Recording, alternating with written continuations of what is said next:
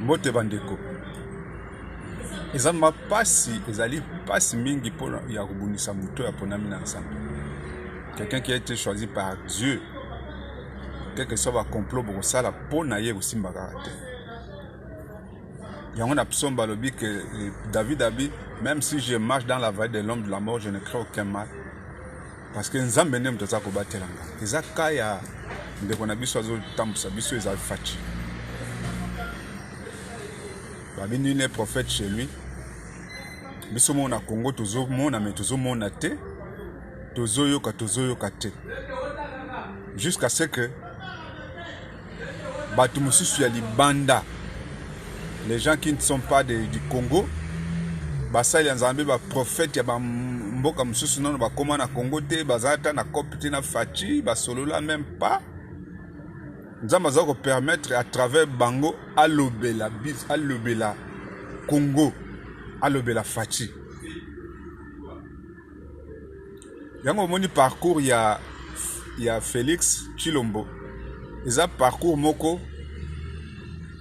bien que zali j'enchaîne à embûches, obstacles, belé, mais il arrive toujours à échapper à tous ces plans. Le binangota ministre na la justice Constant Mutamba lobi depuis Fachi a pouvoir, Tshilelo a manqué même plus de 50 coups d'état.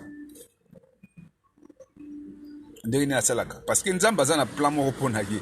Nzamba ponaki pour une mission bien accomplie, pour une mission bien établie. Tant que mission a de silité, ça moi passe. Il y a un album qui m'a kellé les bateaux bazo sala ba senko ba opposant ba nini zano ka makele la wenzi.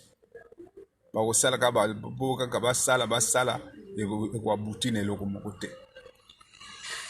Jusqu'à ce que Fachi aya ko silisa mission o Nzamba pesa ki na Congo.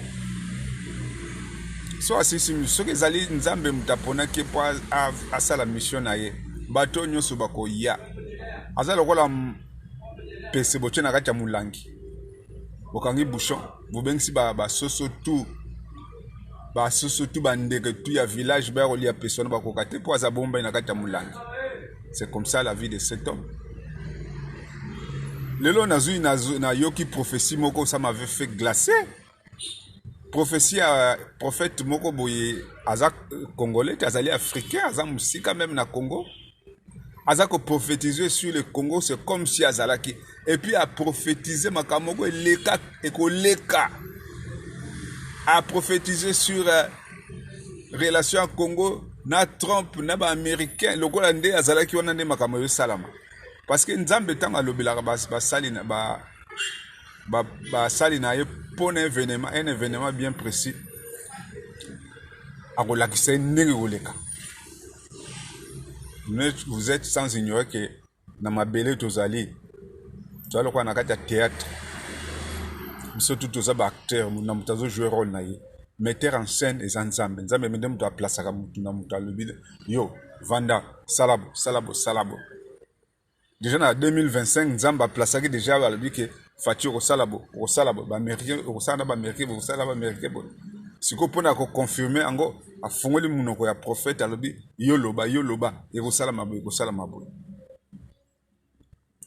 na kochela bino nazochela bino video ya mosela Nzambe wana aza congolais te aza mopaya wa prophétisaki peut-être 3 ans avant et tant on a ilandi prophétie ango je dis non Dieu parle. D'accord, mboka na biso Congo Nzamba lobaka. Nzamba lobaka eloko esali ke batu bakoma ko douter siko ke Nzamba zo lobate na kati ya mboka. C'est par rapport à ba faux prophète baleki ebele. Ngai personnellement je crois beaucoup aux prophéties de Nilesi, pas à 100% même à 60%. Babilo musulem suye moka bakisaka Nzamba fula ke munoko mingi pona koloba. Zateloka ba prophétie musuto yoka kio non ba candidat moko ozana fauteuil roulant moko ba okundaye banini bo wana ba prophétie homophobie pour vous faire impressionner.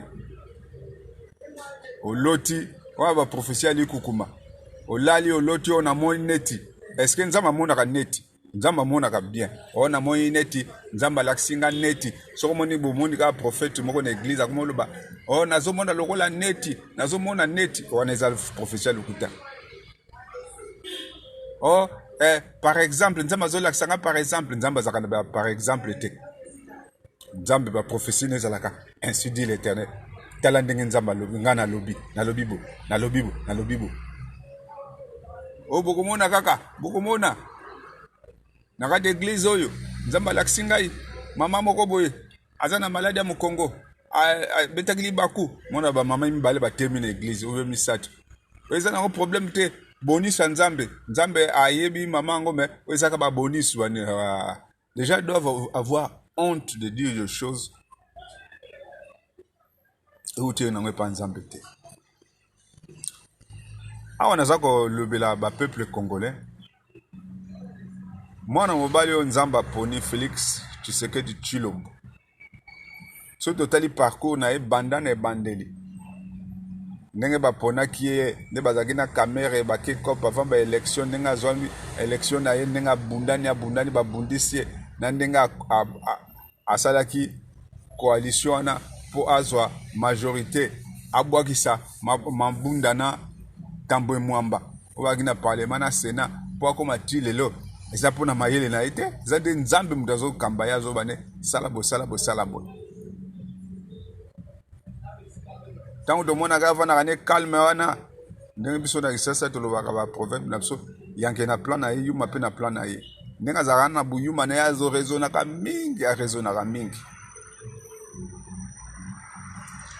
naose rappele ke ntango baroi ba Rwanda ebandaki guerre ebandaki ye makasi bato kaka non faci kaka apesaka mot d'ordre guerre ebanda apesaka mot d'ordre guerre ebanda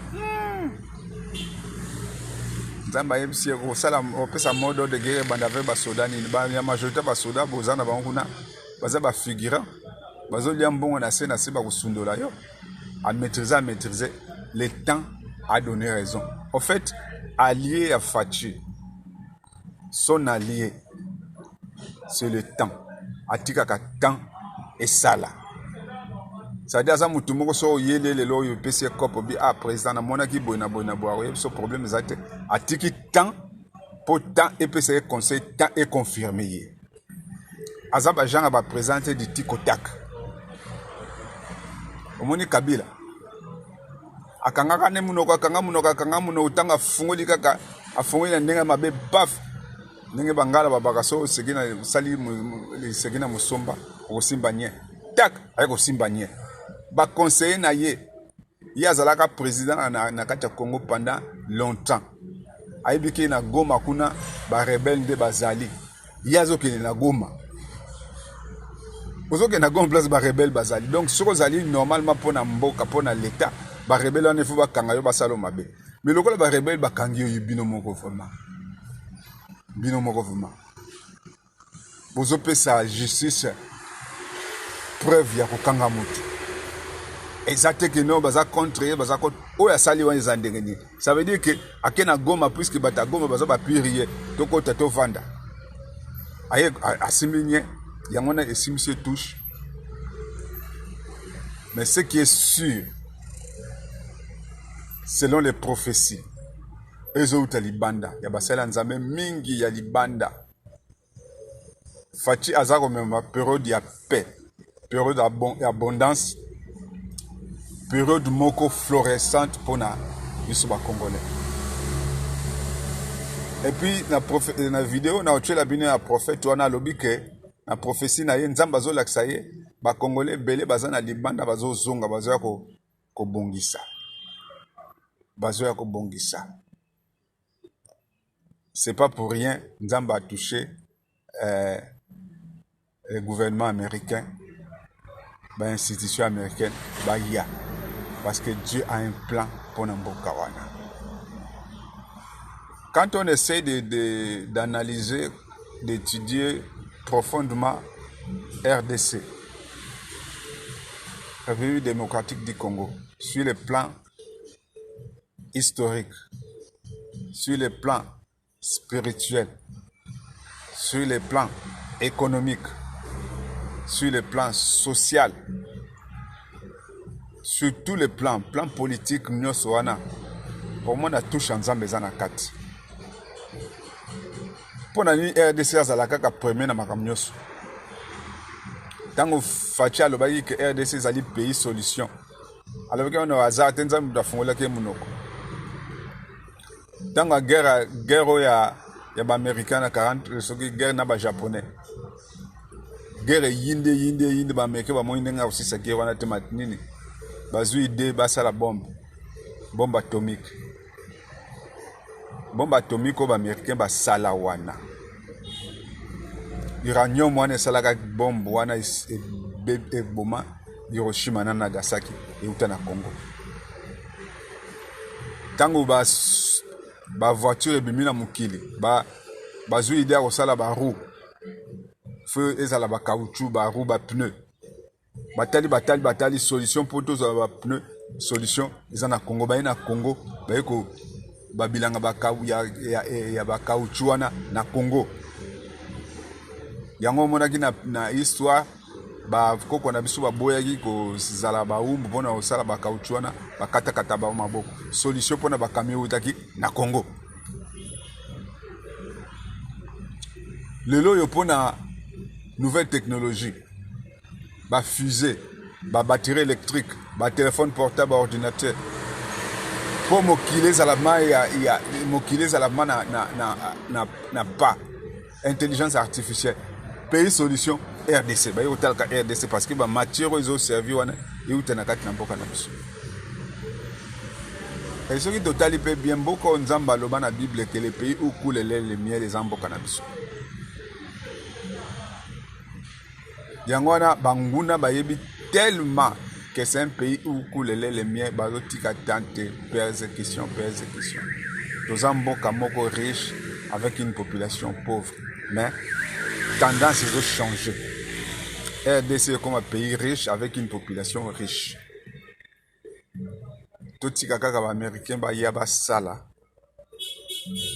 Parce que la politique y a Fachi ezali que bango ba lia peuple pas lia. Yé alia te mais peuple pas lia. Comme il fait partie aussi du peuple à lia, le parti na yé, le peuple à lia. En principe est bon moi ndenge Goma ezaka kitoko.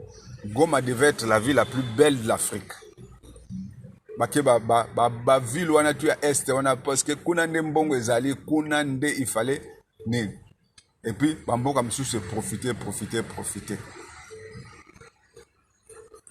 Yango wana naza ko soutenir basala nzambe oyo baza ko prophétiser pona Fachi.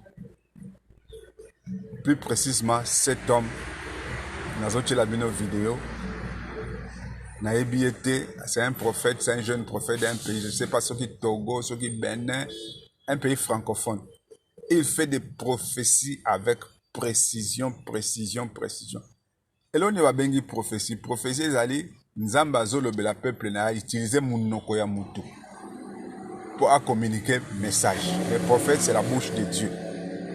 Donc Nzamba linga loba eloko akoya azana likolo kutana oganga zwi megaphone na ngana zo no aitizaka bato azwi mutu azwi munoko na fungoli akomi ko annoncer yango wana mutu wana annonsaki makambo pona RDC à travers une prophétie et makambo a annoncé avant même que ba événement et salam.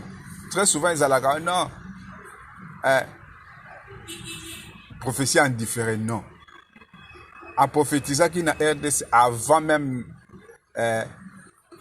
fin à mandat ya Fachi, premier mandat, avant même deuxième mandat, a prophétisé passage, a prophétisé à l'Assemblée nationale. Ce qui vous l'a dit vidéo oyo et après, si vous avez des commentaires à faire, vous mettez les commentaires dans la partie commentaires. Et puis pour la chaîne Abisso Kende Liboso, n'oubliez pas de vous abonner, n'oubliez pas de liker. Et puis au tindape na muninga msusa yoka atala. Parce que tu doutes ka mingi pour na biso Congo.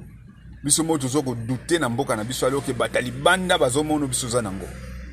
jusqu'à quand misu na biso kozala kokangama po tomona oyo toza nango te. Et puis il y aura un temps où le travail moko spirituel il faut salama na Congo mobile. Oyebi que avant arriver il y a musée quand Mobutu accueilli Mobutu alakaki alobaki ba maloba mabe. Il avait dit de mauvaises choses pour les Congo. Musée a yé. Joseph a yé. Donc, Bamalo Bamabe, Nini, et ça dit que détruire Congolais. Détruire Congolais, détruire l'intelligence à Congo, détruire morale à Congolais, détruire personnalité à Congolais, Congolais comme il le la Zoba.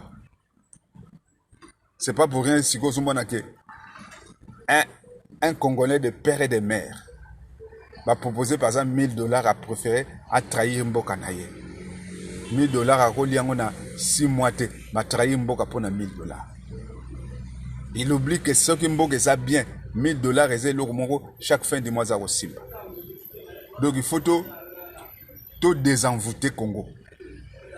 Mobutu na période moko ba témoignage de Bimaka ba révélation de Bimaka comment il faisait pour envoûter la population. En ça qu'il utilisait Maya il y a régie des eaux pour envoûter Mboka. Parce qu'il y a Maya régie des eaux, Mboka m'a remis la yango.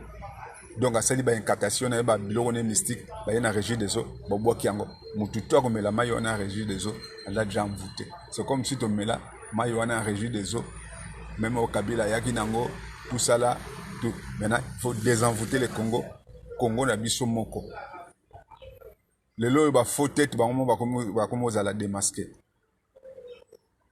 Il faut être comme vous avez démasqué, merci pour la vidéo. N'oubliez pas de liker, n'oubliez pas d'aimer la vidéo, abonnez-vous et puis tout ça la partage. Dieu me dit, il y a une élection député là qui vient. Comment on appelle les élections de députés là? Législatives. Est-ce que ça vient? Ici ou bien chez là-bas. Dieu, l'Assemblée nationale là, il y aura quelque chose qui va arriver. Ce groupe là va partir. Le Seigneur dit de vous dire qu'il va susciter et un député feront sa volonté. Parce que ceux qui sont là sont en train de combattre les intérêts de Dieu. Mais je ne sais pas pourquoi je vois le président Donald Trump au Congo. C'est promis qu'il va venir au Congo. Est-ce qu'on peut acclamer le Saint-Esprit? Est-ce qu'on peut acclamer le Saint-Esprit? L'Esprit de l'Éternel me dit, j'ai choisi Trump. Écoutez la prophétie. Rien n'empêchera le président Trump de faire aussi un second mandat. Écoutez-moi bien. Les gens vont le combattre dans le monde entier. Et l'église s'élèvera en sa faveur. Et par les prières de l'église, parce que Dieu n'a pas fini avec Trump. Ce qu'il a commencé, il doit l'achever avant qu'il ne quitte les États-Unis d'Amérique. Vous savez ce qu'il va faire? Vous savez ce qui va se passer? Je vais vous révéler. Dieu va l'utiliser pour être un instrument de cette gloire. Il y a des choses qu'il va traiter avec le président. C'est les choses de Dieu. Il va s'intéresser au pays. Dieu veut faire quelque chose d'étonnant. Il sera l'instrument de la nouvelle législature. Est-ce qu'on peut dire Amen très fort? L'Esprit de l'Éternel me dit qu'il va donner le second mandat à Sekedi. Rien ne l'arrêtera. Aucun opposant. Le pays sera calme en son temps. Il n'y aura pas de danger. La paix sera dans le pays. La bénédiction sera dans le pays. Beaucoup de Congolais à l'extérieur vont regarder le pays. Dieu dit, je bénirai le Congo. Je ne l'ai pas encore béni. Je veux bénir le Congo. Je vais élever le Congo. Je vais le mettre au sommet du globe. Dieu dit, mon serviteur Trump sera un instrument pour ce que je veux faire. Je ne l'amène pas en l'air. Je lui ai donné un rêve. Je lui ai montré le Congo. Il a vu le Congo en rêve. Il ne vient pas au Congo en l'air.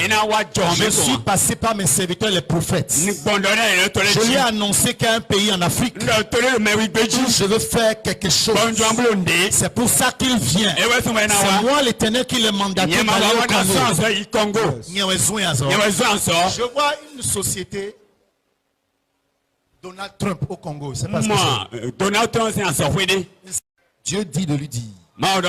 L'Assemblée nationale m'appartient. Yes. Je suis le lion de Juda. Je marche déjà, j'ai déjà occupé les 3/4 du Congo. Je marche maintenant vers le sud. Je veux remplir le pays. Je veux remplir le pays. Les députés qui sont là, j'ai vu leur combat contre mon serviteur. Je suis descendu afin de les raser. Le Congo sera un. Vous savez, ce n'est pas. Vous comprenez de quoi je parle? Je ne parle pas du Congo, Zaïre, Congo, comment on dit ça, Brazza. Je vois un Congo. Ce que tu dis, c'est vrai à 100%. Parce que le Congo est en train de prendre tous les pays de l'Afrique centrale pour mettre Dieu au-dessus des pays. Congo, c'est vrai. Est-ce que quelqu'un peut acclamer le Seigneur? Maman, écoutez-moi. Ce qui va arriver, ça va être étonnant. Dieu veut choisir des députés chrétiens. Il y a beaucoup de chrétiens parmi les Congolais qui sont des cadres. Le Seigneur a vu leur cœur. Il a entendu leur prière. Dieu m'envoie leur dire très bientôt, je vais former un gouvernement avec des députés chrétiens. Les décisions ne seront plus signées par Satan, mais c'est les chrétiens qui vont décider. Il y a beaucoup de cadres en Europe que Dieu veut ramener au pays. Écoutez-moi maintenant. Vous voyez, entre-temps, les Ghanéens étaient à l'extérieur. Ils travaillaient à l'extérieur. Très bientôt, vous allez voir très rarement les Congolais dans d'autres pays. Parce que le pays produira tout. Cite le football congolais. Je le rendrai puissant. Je vois les footballeurs congolais de nouvelle génération qui vont sortir la tête de nulle part. Ils vont se retrouver en Coupe du Monde. Ils vont aller en quart de finale. L'Esprit de l'Éternel dit de vous dire, mes regards sont portés sur la nation congolaise. Je vais faire quelque chose d'inouï et de spectaculaire. My God. Il dit de vous dire, le port du Congo sera une richesse. Le port du Congo sera une richesse. Donc binomo boito landa ezali prophétie et witi teke bokolo ba pasteur ceux qui obaebi fachi misusu ba yeso o ezali prophétie et witi